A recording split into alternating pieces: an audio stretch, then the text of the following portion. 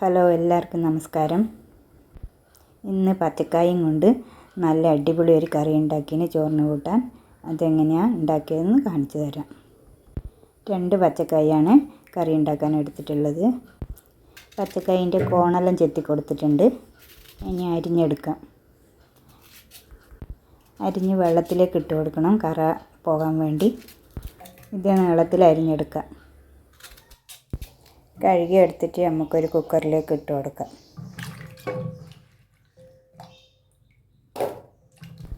ഇതിലേക്ക് ഒരു 3 പച്ചമുളക് അരിഞ്ഞത് ചേർത്ത് കൊടുക്കാം.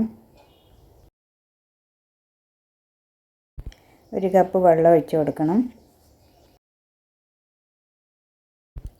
1/4 സ്പൂൺ മഞ്ഞൾപ്പൊടിയും കൂടി ഇട്ട് കൊടുക്കാം.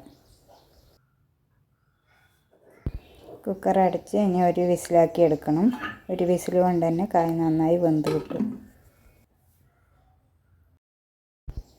കായ ഒരു വിസിലാക്കി എടുത്തിട്ടുണ്ട്. നമുക്കൊരു ചട്ടിയിലേക്ക് ഇട്ട് കൊടുക്കാം. അരക്കാൻ വേണ്ടി ഒരു ചെറിയ തേങ്ങേൻ്റെ ഒരു മുറി തേങ്ങ എടുത്തിട്ടുണ്ട്.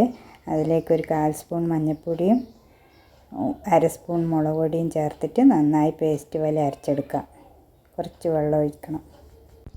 ഇനി അരപ്പ് കായ് വെന്തതിലേക്ക് ഒഴിച്ച് കൊടുത്തിട്ട് നല്ലോണം കലക്കിയെടുക്കാം. ഇതിൻ്റെ അകത്തേക്ക് ഒരു ചെറിയ കഷ്ണം പുളി പിഴിഞ്ഞത് ഒഴിച്ച് കൊടുക്കാം. അധികം പുളി ആവശ്യമില്ല, ചെറിയ പുളി മതി. കലക്കിയെടുത്തിട്ടുണ്ട്. ഇനി നമുക്ക് അടുപ്പത്ത് വെച്ച് നന്നായി ഒന്ന് തിളപ്പിച്ചെടുക്കണം. അരപ്പിൻ്റെയും പുളിൻ്റെയും എല്ലാം പച്ചമണം മാറണം. കറിയിലേക്ക് ഉപ്പ് ചേർത്ത് കൊടുക്കാം. അടുപ്പത്ത് വെച്ച് നന്നായി തിളപ്പിച്ചെടുക്കാം.